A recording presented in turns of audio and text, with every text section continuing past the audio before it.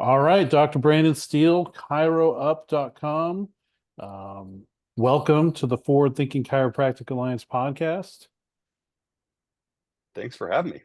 Longtime guest, longtime supporter of the FTCA. And I would say I got to do like an internal polling, but I'd imagine a very substantial percentage of FTCA folks are utilizing or have at least utilized ChiroUp in their chiropractic practice at some point in time.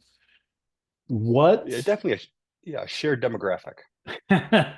what experience have you had along the way with feedback? Like how has I'm just curious, feedback from users, how has that shaped what product you bring to the marketplace?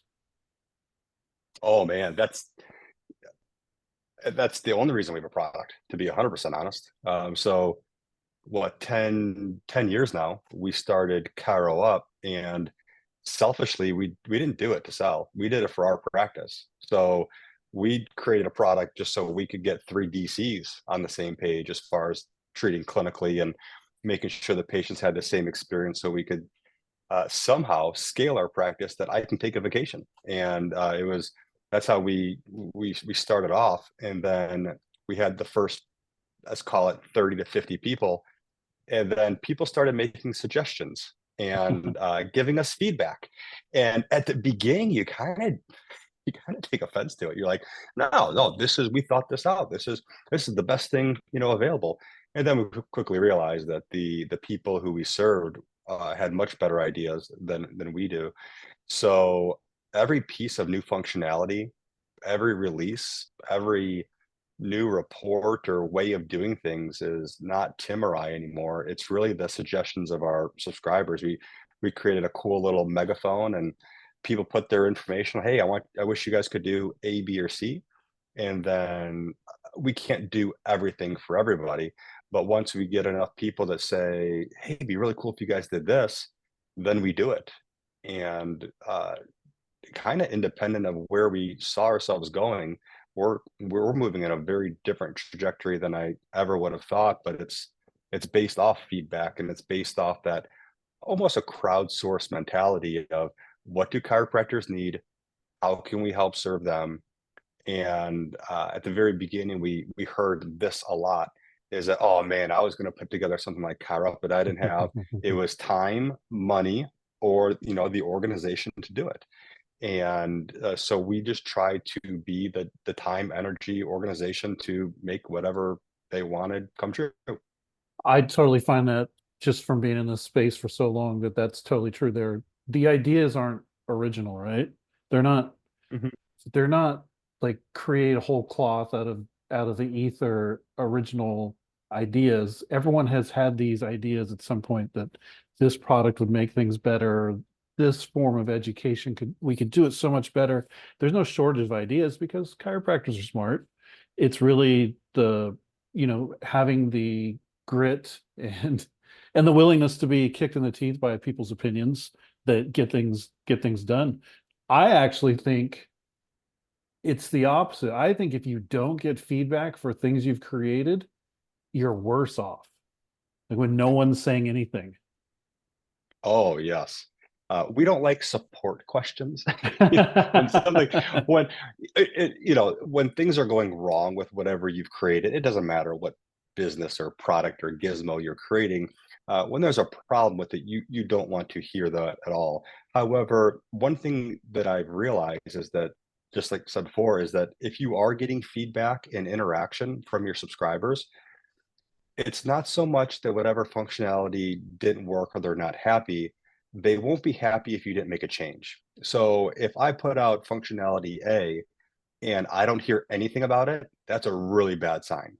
If I put out functionality A and someone says, hey, nice, however, we really can't use it because of these three reasons, it'd be cool if you did this and this, that's actually a good thing, because then we know that people are using it, we know that people are experiencing it, and maybe it's not the optimal experience yet, but what we found is with customer service is that it's how fast you react to that.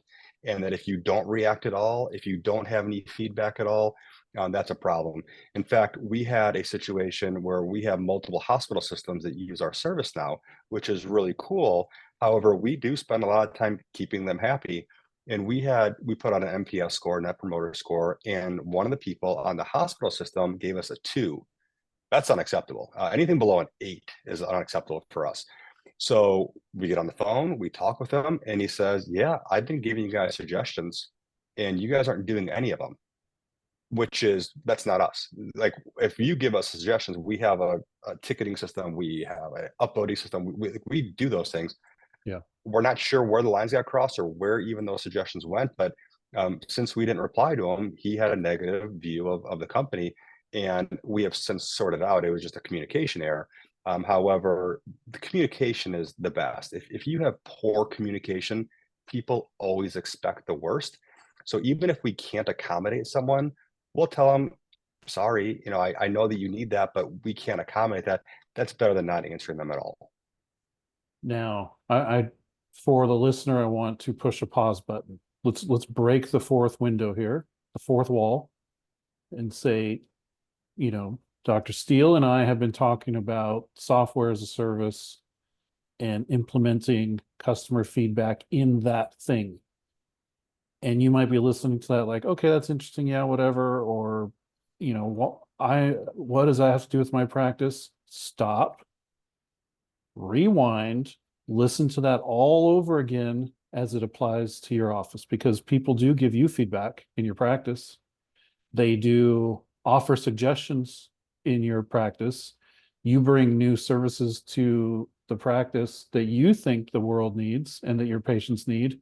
And they're sometimes like, yeah, well, that's great, but really, blah, blah, blah. And then you don't listen because your ego gets in the way or whatever. Or you're doing a great job listening. Either or. I'm putting in the worst case scenario. Go back and rewind that and listen to it again because it applies to your practice. Just from like the Chiropractic Success Academy and actually working with younger chiropractors that are trying to figure out this world, they're always, they come from a place of conviction and certainty, right? Everyone's trying to establish their own certainty as young chiropractors. And by the way, this is one of the things ChiroUp does well, is it helps establish a chiropractor's certainty in the care they're delivering. But they get so blindsided by it sometimes that their ego gets in the way of listening to what people say, and they don't realize that they're going to vote with their feet pretty soon if you don't listen. And that's why I think this concept of the Net Promoter Score is such an important concept for practice owners to understand, especially as they're getting started. Yeah, and I thank you for bringing that up, because I get so entrenched in talking about one line of business that I forget obviously the most important line of business, which is the chiropractic side of it. And one of the hardest things to do is to get criticism, both business wise and clinically, as a chiropractor. So I'll say this, that one, whatever's important to you, measure it. And if you're not measuring it, it's not that important to you. So, if patient satisfaction is truly important to you, then asking that question to yourself and to your patients, is and measuring it. So like knowing your Net Promoter Score. One of the most interesting things that we ever did was, this is 4 or 5 years ago, that we put out, it was like 700,000 condition reports. And for each one of those, we asked the patient about their doctor.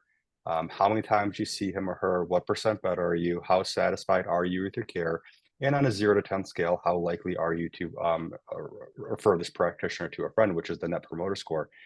If you look at a typical person-to-person business, which is when you actually have to be in front of someone to purchase something or to have a complaint, a 30 is really good. Now, this is plus 100 to minus 100. So 30 is actually really good.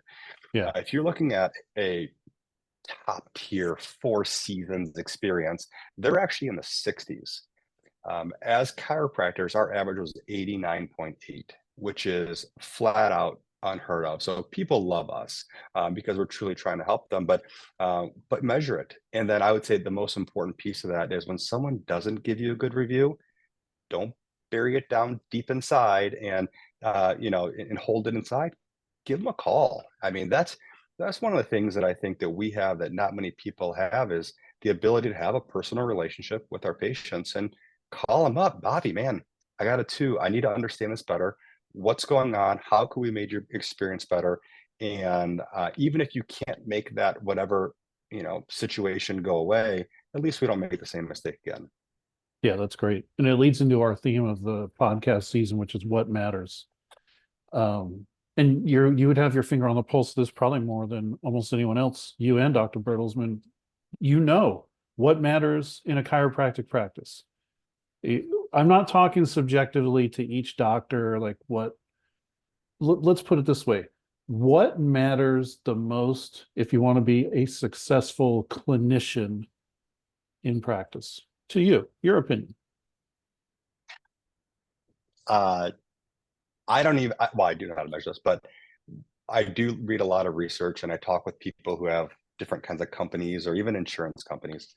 And one thing that we don't measure as a healthcare profession, which is so interesting, is just patient satisfaction. If someone comes up, a shoulder issue, everybody thinks in their head, what do I need to do to document that improvement? Do I need their dash score, ranges of motion, joint dysfunction, whatever it is, disability scores? Yet at the very end of the day, no matter what the cost is, no matter how long it took to treat them, no matter what you did as far as your technique, I would venture to guess none of that matters besides one metric. Was the patient happy?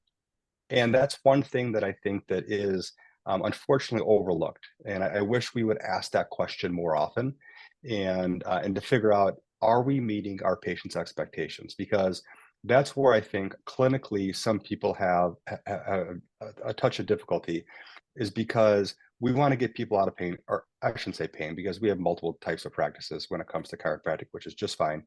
However, my practice is pain related, so that's my lens that I look through. So if someone comes in with a broken bone, they break their tibia. Um, can I get them out of pain and get them walking in 2 visits? No, Yeah. you can't fix a broken bone. You need 6 weeks, in that case, maybe 8 weeks to heal a bone. If you have a sprained Achilles tendon, getting into a grade 2, can you heal them in two days? No. So based on the tissue that was injured, meaning we do the right diagnosis, we have the right, clinical diagnosis, we should be able to tell someone within a reasonable doubt how long it's going to take for them to get out of pain. So if we can set that expectation of, hey, it's going to take a little bit longer than you expected, but here's why, I really think that's one of the limiting factors. Because what I see so often is everybody has their treatment plan of, I see them this many times and this many times, this many times. That doesn't make sense to you, doesn't make sense to me, it sure as heck doesn't make sense to the patient. However, if you give them a diagnosis, the reason it's going to take this 4 weeks, but the last time I saw you for, BPPV, it only took 2 visits, is because this is a different diagnosis. And I think that's one of the things that matters the most, is getting the right diagnosis, setting the right expectation, and then by far, once you have those things, educating your patient, giving them as much information to make them just as educated on that condition as you. Because if they do, they're going to make the right decisions to help themselves heal just as much as you're going to give them the right treatments to heal. This is the practice paradox, isn't it? I mean, particularly in the evidence-based world, this paradox of patient satisfaction versus what the chiropractor feels is what the patient needs, regardless of anything else. There are even evidence-based chiropractors that look down upon chiropractors who try to please patients by not sticking to guidelines, uh, preordained expectations through research. They'll look down upon the docs that kind of blur the lines to err more on the side of patient satisfaction. But I think you nailed it with that. What would you call it? The analogy of the orthopedist who has somebody with a broken fibula. It's like, yeah, it's broken. We're going to cast it. You'll feel better. See you later. Patient not satisfied, even though it's absolutely the truth and probably standard of care. They were just processed through the clinic in the proper way, without any regard for their own satisfaction. This is a huge paradox, especially for the younger evidence-based chiropractors, that I try to get them to sort of realize that and the way I say it typically, the way I verbalize it is, yes, they are patients, but they are also customers. And the customer desires a result and satisfaction, not just a result and proper treatment, if that makes sense to you. No, I mean, we're on the same page. Is that? I also know that we're both taking notes because I feel Oh like every yeah. time we're in the same room together, we learn like there's a little bit of a leap ahead just based on the fact we're on the same page, but we communicate in different manners.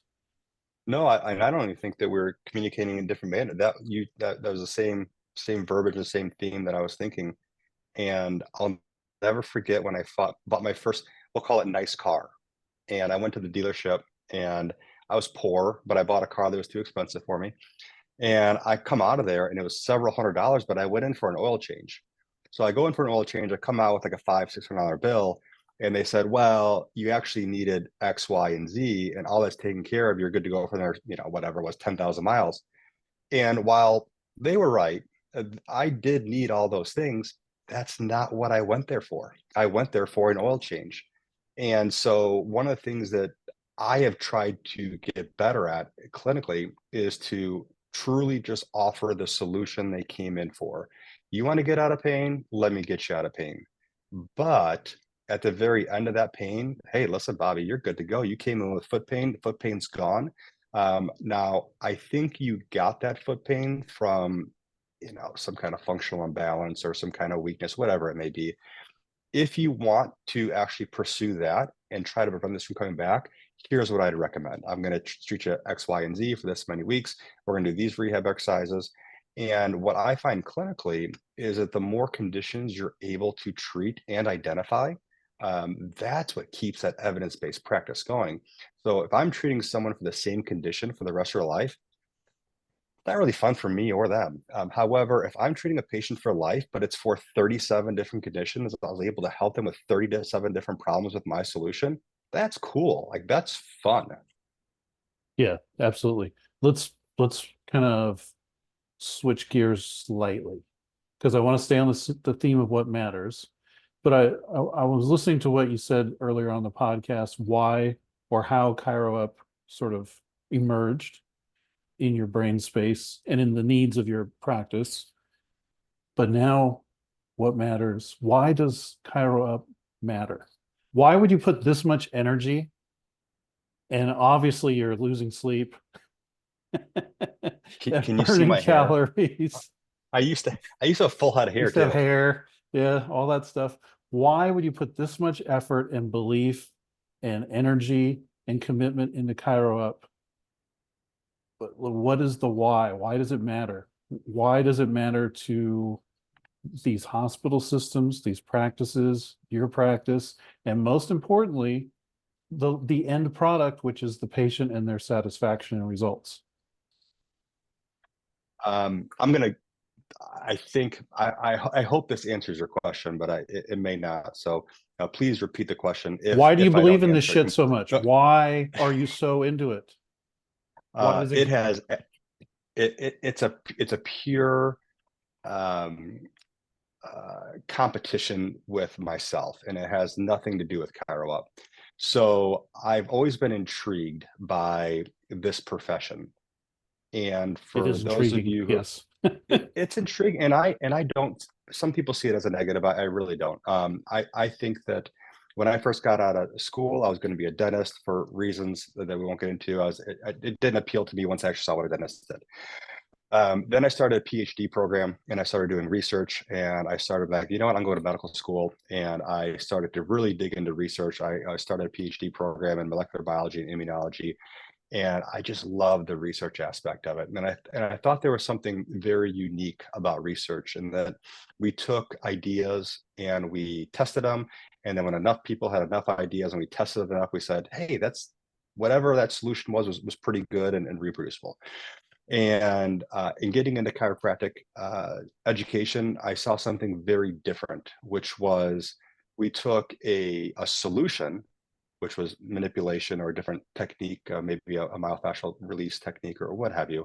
And then we tried to apply it to everything and then create the data as we go. And I'm not saying anything negative about that because the cool part about that is it really does work well as far as non-surgical, non-pharmacological care. Manipulation plus manual therapy plus exercise is the standard of care. So I think we're going a little around research. But what the reason I bring that up is that in school, we had, and I'm a little older than maybe the people listening to podcasts, but we had the Frank Cox, we had the Sids, we had the Gonsteds, the Huldemans, the Parkers. Those are people that most people would recognize that name. And we had these people who were a centralized data bank, informational source, and they helped educate and drive their subordinates or attendees, or however you want to say it. And that's how people practice. And then somehow some of these people were better than other people, and this technique was more prestigious than the other technique. And I was just enamored by that in school. That, and I'm a motion palpation guy. I honestly would not be in this profession without motion palpation, so I'm forever indebted to them. And but no means are they better than anyone else. I never understood how to use an activator gun or do different other techniques, because I focused on one technique. So here's the question: is that why am I better, or why am I worse, or what am I forgetting? Like when a patient comes in and they see an activator doc versus myself that's more diversified and multimodal versus someone who does pure nutrition, who's doing it right? Like what am I missing? And what can I do to help people get out of pain, or come up with a solution faster? So I think that in today's world, we have these things called Facebook and Instagram where anyone can be the thought leader, which is create a little bit of decentralization of that authority. However, I believe, back to what I was getting at, is that we just need some data.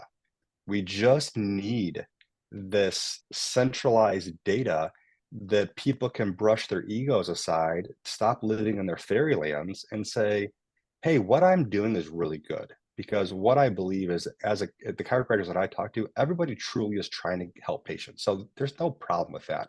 Right. Manipulation, adjustment, whatever you want to call it, works really well. We can stop belaboring that. The question is what are the right recipes? What's the standard of care that I should be considering when I'm treating a patient? And as long as there's some data behind that and we can measure what to do, and then of course measure how did we do, I just see this profession as underrated, underappreciated, because we're not comparing apples to apples. When insurance companies look at chiropractors to medical doctors, it's not apples to oranges. It's apples to a fruit salad of the things that we do and the diagnoses. So if we can find a way to do that, I really believe that what we do is going to push the perception of our profession forward. And it just comes down to data and standardization of data. And I'm excited to see what happens in the future with that. Yeah, with the data you've collected and the results that you see, I don't want to make you a Cox or a Parker or a Palmer or anything like that.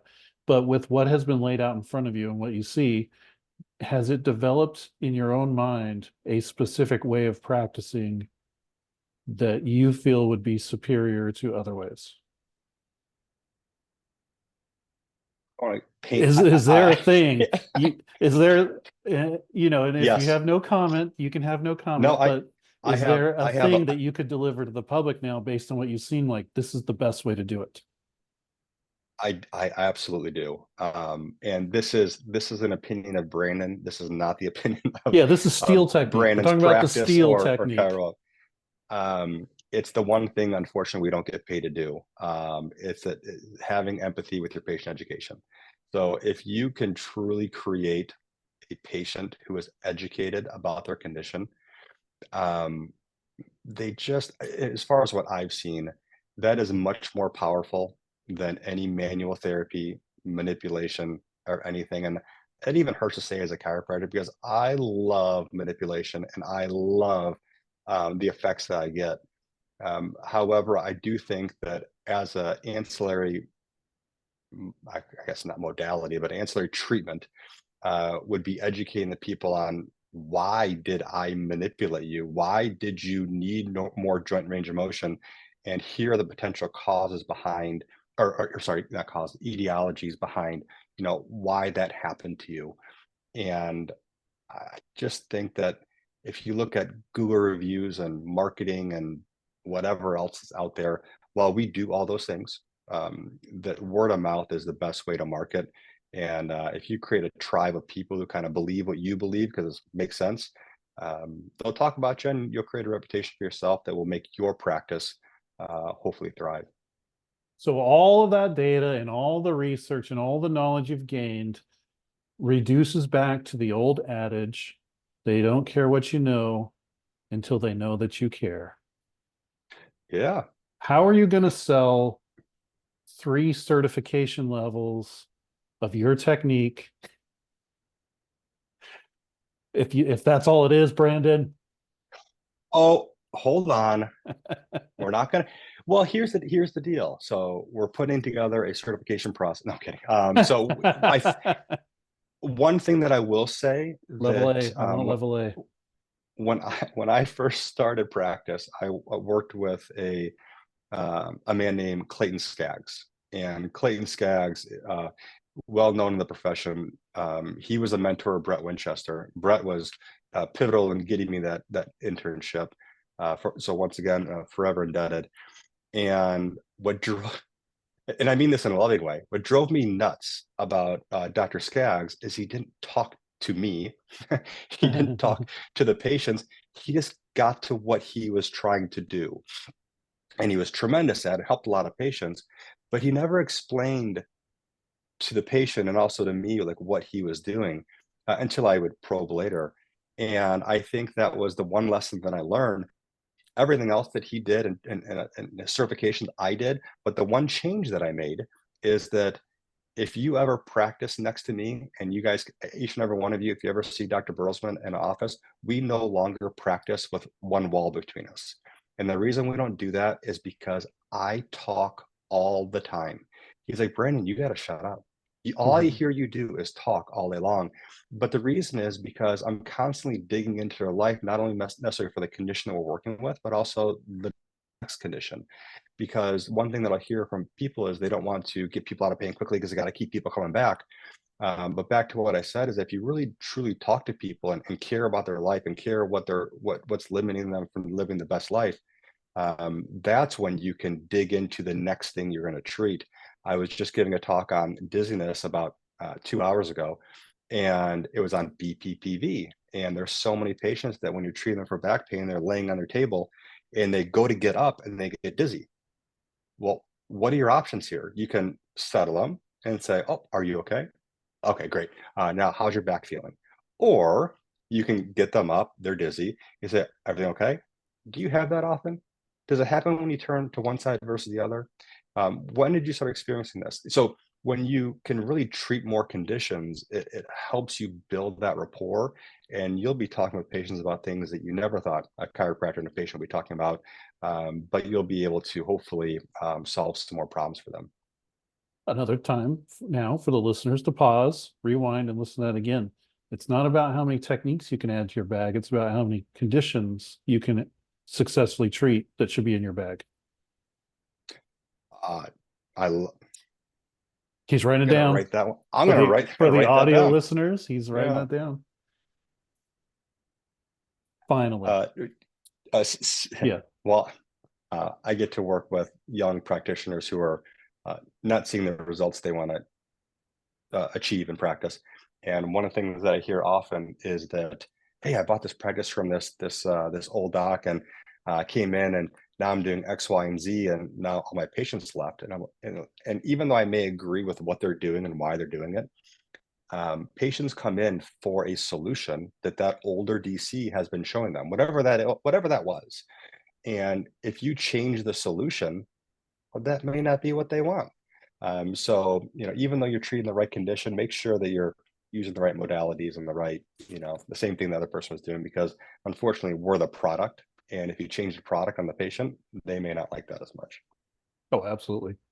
Yeah, I have a reputation for coming in and sort of fixing practices. I've done that before, or covering, or a doc in the neighborhood goes down with shoulder surgery and needs someone to keep his practice alive for 3 months, I'll not only keep it alive, but I'll grow it for you when you come back. And my technique in those situations, which I learned over time, was to match their product delivery as closely as I could, Yep. and then insert some of my own personality and expertise into the matter. But I never try to assume that just because I personally believe what I am doing is the best way to do it, and we all do that, right? Mhm. I've been very mindful of what you just said. The patient has had a certain expectation, they've had a certain satisfaction that has been met, even if you feel it's inferior, match that expectation and then build upon it. And that has worked for me very well over the years. So that's a little piece of advice for folks. Yeah. Finally, what matters to you? Now, this is not chiropractic. This is a little inside look into the world of Brandon Steele. Now it's not why do we do ChiroUp? Why do you do any shit at all besides, like it would be easy to just, I don't know, what do people who don't do anything do? Write poetry, play Call of Duty. Why do you feel like it's important to exist? Well, clearly I did not prepare It for can be that. family, it can Yeah. be community. Why, this, I'm asking this because this is something I ask young chiropractors to go to all the time, because when they're in school, it's a initiation process. We don't culturally call it that anymore, but that's kind of what the university process always has been historically. It's an initiation process into a different class, the upper class, the middle class, whatever you want to call it. In our case, it's the initiation into the healthcare practitioner class or the chiropractor class. So in that initiation process, they do a pretty good job of stripping you of your free time. They do a really good job of stripping students from, you got to move somewhere typically and live in a different space before you go back home, except for all the folks that were raised in St. Louis, go to Logan, and then live in St. Louis, and all the other chiropractic colleges like that as well. So when I ask chiropractic students, because they're always like, how do I market? How do I get patients in my student, when I'm a student intern, how do I get patients? And I ask them, what do you do? Well, I don't do anything. I study, or I just read or watch, I binge Netflix because I really don't have much free time studying for boards. This initiation process strips you away from your loves. It can even put strain on relationships, right? Because you're so focused, you stop focusing on your spouse and your family a little bit. Some people are better at balancing than others. And then at some point, after the initiation is over and you are a chiropractor and you're licensed and you're out in the world where other people have things that they do and lives that they live, you don't have a life. Your life is chiropractic because that's what you were initiated into. Well, why did you do that? What was the purpose? To help people? Okay. To make money? Okay. That's those are all, to support a family. That's fantastic too. I'm just saying everybody needs to have one. And what's yours? The whole time you were talking, I'm trying to write down, potential things. And I will say that first off, when you talked about balance, that I don't believe there is balance in life. I think that across the month or the week, you can balance family and work. But per day, unfortunately, things do need some more of your time and less of your time. So I'm a firm believer in balance. But like during the day and during the week, I'm pretty much heads down. Um, I a little bit about me. I don't watch the news. I don't watch TV. I think we have Netflix here. I'm not a. I know I have a Facebook account. I would say in the last 2 years. Um, I don't think I've been on Marketplace a couple of times to buy stuff or put stuff out for the house, but Instagram. I stopped after Facebook. I don't think I've ever been on Instagram. I don't. I know I've never been on Twitter or TikTok or Snapchat. I don't do any of those things. So I live a life of ignorance when it comes to news and surrounding things. And I know this might sound egotistical, but like I focus on like what I want to focus on, and I don't really pay much attention to whether that's socially right at the time or whatever. I just focus on what I want to focus on. And you're right, that has a huge impact on family and kids. And so what I focus on is the social experiment of raising kids. And I have 3 kids, and they all play soccer, and not soccer that you go to the Y and do. I was just in Richmond, Virginia. I've been in Texas. I've been in Arizona. I'm gone every weekend, along with what I do as far as work. So kids are probably my number one thing that I live for. And people always talk about what's the most important thing to you. It doesn't matter what it is. It's truly only to support you.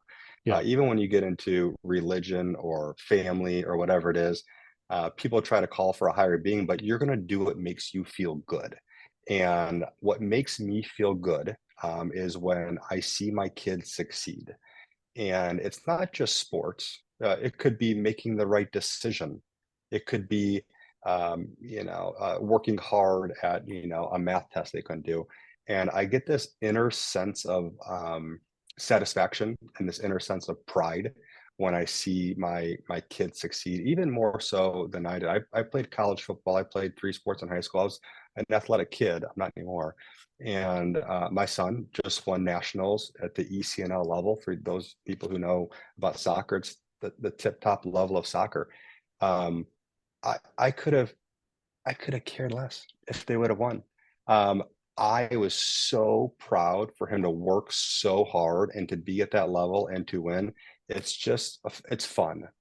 And yeah, I can put a chiropractic spin on it, working with him with nutrition and functional deficits and all that kind of stuff. But at the end of the day, I'm creating something, with kids, and I'm creating a personality. I'm creating a civilian. I'm creating someone who's going to be in the workforce later. And I do find that is kind of my driving force with life. Yeah. These are all exercises, right? My exercise here is I actually am curious about you and what makes you tick. So we get an archetype here of functional creativity and empowerment. Those are archetypes that drive you. But I also want other people to see that it can be many things. You just have to have a thing. You cannot Yep. go through this in a nihilistic fashion. No one gets out alive anyways, but you have to at least care about something. And it can't just be your practice. Yeah, one of the things that I unfortunately focused on the first 5 years was, patient visits, Yeah. or the end of the month, collections. And one thing that I hope you have Dr. Burrows put on here. Dr. Burrows has been truly a best friend and a mentor to me. He's significantly older and frail now, and dementia setting in. Yeah. But otherwise, Yeah. No. Yeah. I, Yeah. The Article yeah, 25 is coming soon for him in the yeah, practice. he looked at me once, and he doesn't even look. We're both still in practice. He doesn't even look at the financials anymore, and I'm still due. But he's like, Brandon, there's only one thing that people want in life, one thing and one thing only. And of course, because I always question him, and I'm like, no, that's not true. People like blah blah blah blah, and he's like, no, people just want more. Doesn't matter what it is. They want more time, or they want more money, or more cars, or whatever it is. They want more of it. And he says, so if you're basing your success of your month based off of a number, you got a problem. And that's kind of the way that I've continued to live.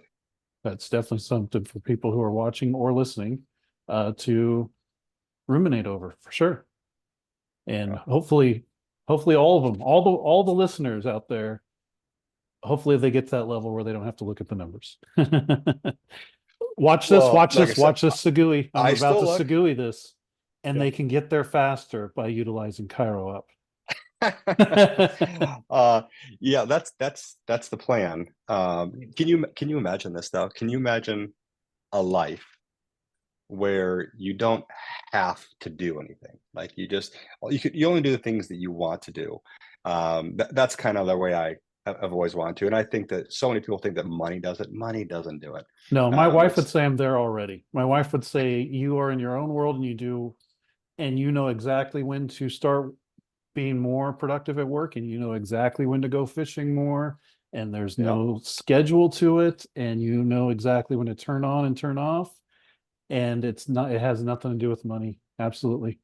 So my wife would Yeah. agree with you. I don't feel like I'm there yet, but it's a good living. So what's the big challenge, or what's the big thing? What's the new event thing that's going on with the FTCA that we can look forward to for over the next 18 months? Oh, you're interviewing me now.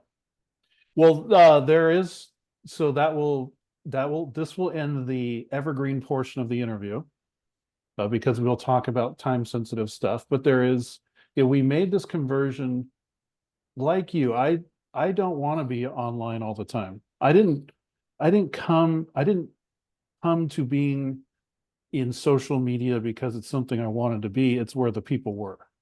It's where the conversation was happening. Now, like you, I can't follow, into TikTok and Instagram and Twitter as well.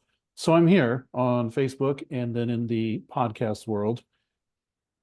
And the conversations and the support still need to happen. I'm service minded. I was in the military. I'm a veteran. Uh, my grandmother was a foster parent. My other grandmother would adopt children, like people adopt stray animals off the street. She had, grandma had, like, I think 7 or 8 kids, and none of them were actually hers, type of thing. Like, I just come from a family of people who want to help other people, just not suffer. And that's where sort of the service mind came from me. And I suffered when I first started practice. And the drive has always been to help people not make the same mistakes that I made along the way with just rational thought. So, um, what I found recently was there are 6 basic errors that people make when they have a small business that are so easy to fix, they just don't know how to fix them. They just don't consciously think that it could be that simple. These 6 factors. I've created some small courses. I call them micro cohorts. They're small classes. There's no pressure for me because I just like doing it. There's no pressure for me to charge a ton of money. There's no pressure for me to try to drive hundreds of people to the course. If 50 people want to take the course, 50. If there's 12 people on the course, there's going to be 12. And we've broken up those 6 chapters, those 6 issues into 6 different little mini courses. So that if you feel like that one portion of your practice is the thing that's holding you back, whether it's how you communicate in a sales manner to patients, how you market your practice, how you deal with pricing and service delivery and product delivery, how you operate team meetings. Even if you're a lone wolf solo practitioner, you still have the duty. It's almost like a fiduciary and CEO type of duty to still operate team and staff meetings. You're just talking to yourself in front of the mirror. Mhm. These 6, and then there's also a course where we combine all 6, where if you want to go through a whole small business boot camp, we're going to go through that. So I'm laying that out throughout the next 18 months. There is rumor on the horizon of a live event, and the FTCA has an events committee that works on that. And there is a further evolution of our student engagement program. Students, since COVID, sort of fell off the roadmap. And I don't know whether it was they were getting much more endearing support from their campuses. The campuses recognized we got to really help these students out through COVID, or whether they were online so much they got online burnout and they didn't want to do online meetings, online student gatherings, or any of these sort of things. They want live interpersonal, uh, you know, chest to chest, shoulder to shoulder meetings with human beings. And it's time for them to come back. And so we're creating more programs for students to be engaged and to be engaged in our community of docs, which was something that was very strong in the FTCA pre-COVID, was the interaction between students and doctors. And it was a really open, free-flowing economy of information. So that's I what we I got, love man. I'm so glad you guys are doing another live event, because I do a lot of associations, and I agree with you. People like to rub shoulders. They like to have those, the conversations in the hallways are worth their, weight, as far as the price of admission. And so the more we can get together, the better. And I think that, I talked about MPI, but with having, a Facebook group that has like-minded people, I've got people now, and now we're near like you, but they recognize you. They recognize you. They see you out, and I Yeah. think that when you can have that sense of community in our profession, it really helps those lone wolves not feel like a lone wolf. They feel like they have, not feel like they have friends and they have confidence and they have people who they can bounce ideas off of. So I love what you're doing with the micro cohorts. Is that going to all be online, or is that going to be an in-person thing? It's online, but then I have specific dates for everybody to join up live. So it's delivered just didactic, slides. And then there are dates where the attendees can volunteer and then show up to a live discussion about what they learned That is afterwards. awesome. Yeah, keep me up to date on that. I'd love to hear more about that. In this world of diversity, equity, and inclusion, which I think are valuable, I'm not going to discount those by any means. I think we have to have an open table in this profession to allow as many, but I'm still very merit-based, as many people able to display their merit as possible within this profession to make it a better place. We talk about the folks that tend to fall into DEI categories much more often these days, and typically men do not fit in that category. I'm still an advocate for men, and there are a lot of men practicing, and a lot of the men are solo practitioners. Men aren't very well known for going out and making friends. Like, like I would consider you an acquaintance and a colleague, and I would even consider you like if we lived in the same area, I think we would be friends if you were open to having a friend. But you are also a man, as far as I can tell, and you're probably not all that big into having friends either. Typically, our partners or our spouses will drive us into friendships, right? So these Oh lone yeah. wolves are out there, and a lot of them are men, and they're alone, and they're not just alone in practice, they are alone. They are alone, and they're trying to solve all of these things in a complete state of aloneness. And that is not where we want, well, anybody. So any female, any sort of gender, any sort of ethnicity. We don't want anyone to be alone. But particularly, there is an epidemic in our country of male loneliness that can end up quite tragic. The depression, suicide, and all these sort of things. And even though we're in a very privileged state as chiropractors, whether we want to believe that or not, this is a pretty damn sweet place in the world to be in, is to be a chiropractor. Hmm. There are still people out there struggling, and we will never hear about them. I'll never hear about them on social media. They won't come out on Facebook, and very rarely do they come out on Facebook and say, hey man, can I have help? I'm struggling. Periodically, I'll get the emails, right? Like, hey, you're somebody who seems to care. Can I share with you? Yes. But at least if I have this place, like I've created a place, I've turned the lights on to a certain level. There's a little bit of music. We're joking a little bit.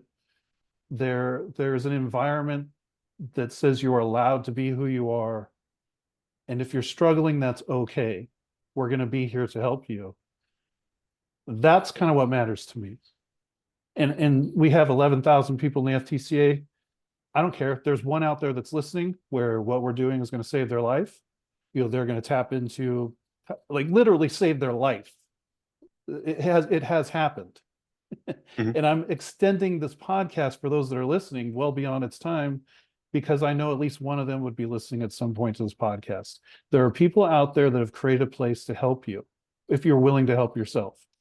And we are there for you because you've been initiated into this profession, sorority, fraternity, whatever you want to call it. You're one of us, and we don't want to see any of you fail, and we don't want to see any of you resorting to things that are unethical or illegal because you feel like that's what you need to do to get ahead. And we don't want anyone leaving or abandoning this profession, because there are a lot of great things you can do and a lot of people you can help while you're here. So that's, no one's ever asked me. You freaking asked. There, you got it. That's FTC in a nutshell. I love it. Well, I mean, it goes along with your mission of service, so it works really well. And if every now and again somebody like became a member, that kind of helps keep the lights on. So If we drop this Zoom background, I'm just in my little office space, and there's certainly no yacht in the background. I would love to show people where I am, but I can't because I'm literally in my bedroom. Kids, they take over your house. God bless them. That's right. Well, If they what else did, can we cover? Anything else that we can hash out? Politics, religion, chiropractic? we definitely don't want to go near politics, especially once again to de-evergreen this. We're in an election year, and we definitely don't want to do that. But I will say, adjacent to politics, being involved in the American Chiropractic Association and Medicare reform is extremely crucial right now. And uh, even if you don't have a specific tangible result that you are going to take out of it, like it's not going to put money in your pocket because you're so focused on looking at the money that's in your pocket, like you discussed, but it can make a better impact for the profession as a whole. And it can make a better impact on patients out there who can use more streamlined and common sense services.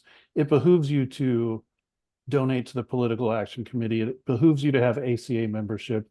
It behooves you to put your skin in the game somehow, some way.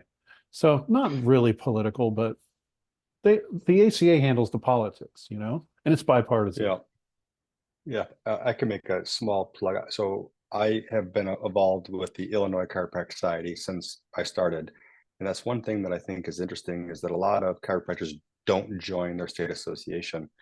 And I mean, your state association is the reason that you still practice. That if you're not at the table, for hearings and for bills being passed, you're getting served. And one of the things that I find so unfortunate is that people think, well, I don't like my state association. I'm like, great, join. Well, I do like my state association. Great, join and spend some time making it better. And recently, I just had to resign from the ICS because we were putting out an EHR, and there's a conflict in there. But I'll still be involved in state work. But I think that's one of the best ways to have a sense of why around your practice, because you can see what you're doing in your practice, but you can also see how things coming online, like the Medicare Modernization Act, are going to not only help you, but also we're going to be able to help a lot more patients. We're going to be accessible to so many more people that if you don't see those things coming, you can't adapt your practice fast enough. Man, if that's one thing that we could do is $50 a month or whatever it is in whatever state you're in, taking that and giving your state association is a minimum. But if you Yeah. could take time and money, we can all work together to hopefully help the profession move forward also through these acts. Yeah, I was thinking about this morning. I think we can. I'll do my little commentary here, and then you can add the last thing, and then I'll say thank you, I love you, and goodbye. But I was thinking about a talk. I was talking with Kevin Christie, Dr. Kevin Christie, Modern Chiropractic Marketing, and about these 6 business topics that they're the 6 issues where a small business is most likely to fail. And I said to him, but chiropractic businesses or practices they don't fail, not like a restaurant, like the Italian place down the street that you drive by every day. Like, I love that place. I ate there 4 years ago. The next thing you know, it's just closed. And you're like, oh man, I should have ate there one last time. Like, chiropractic practices don't do that. They languish, right? They just slowly die off like Mm-hmm. a species. And I was thinking, like, I'll just call him Mike in my hometown when I was a kid. So Mike, fantastic chiropractor, and we're now it was the tail end of the Mercedes 80s, and Mike had, the dream practice with all the doohickeys and bells and whistles and multiple rooms. Mike was killing it. Mercedes 80s failed to adapt, failed to participate in all these things, uh, ran his own ship on his own island the way he wanted to, and he was a superstar. Yeah, come back into town after military service. So, we're talking a couple of years later. And now Mike's down to like half of his building. He still owns the building, but now he's down to half of it, and he's renting the other half out to a nail salon. And he's downsized, right? Is the ego response of downsized. Mm-hmm. And then they go off to chiropractic school, they come back. Now this is a couple of years later, and now Mike is renting space in somebody else's office.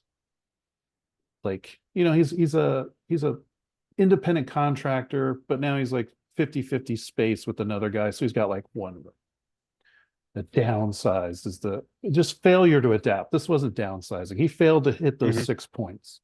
He failed to keep up with trends. He thought everything was going to stay Mercedes 80s and he didn't have to respond or react. And he never talked to anybody else about it. You know, I move up to Portland, Oregon, move away from my hometown. I'm practicing up here. And then I hear a buddy talk about, Mike, and he's finally getting close to retirement. And Mike's been working out of the back of like I don't even know what it is, a like Qigong yoga place, and he's got one little room back there where he's sort of trying to keep practicing a little bit. And it's like that is the story of the chiropractor who doesn't keep up. It's not it's not blockbuster video or one day you're like super great and then the next day everyone's like, whatever happened to Blockbuster? I used to love that place. It's just a slow death and decline. And Oh yeah. I was just thinking about that today. It's super true.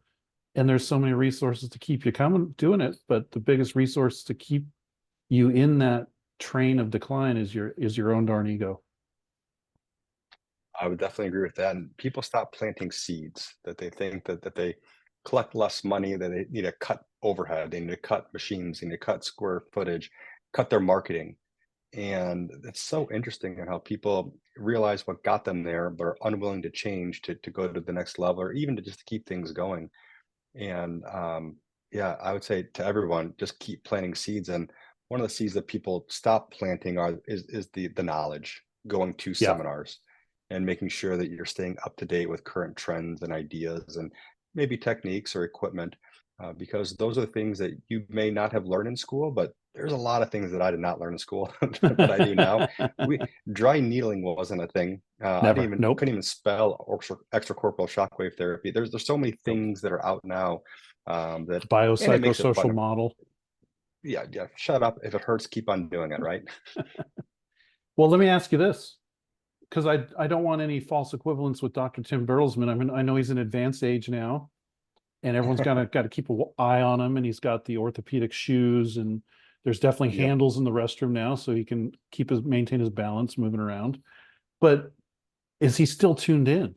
Like, is he still learning? Is he still Oh, creating nuggets, it or is dry. because he doesn't look at the numbers anymore? So is he sliding away? Is his ego helping him slide away into irrelevance, or is he still attached to learning and applying Oh, and yeah. He absolutely drives me crazy. We have a research review section. So we have two DCs who work for us full time that all they do is they go through the research, anything that's applicable to our profession. It can be turned into an infographic, change a condition reference, a new exercise, a new whatever it is, anything that would apply to us.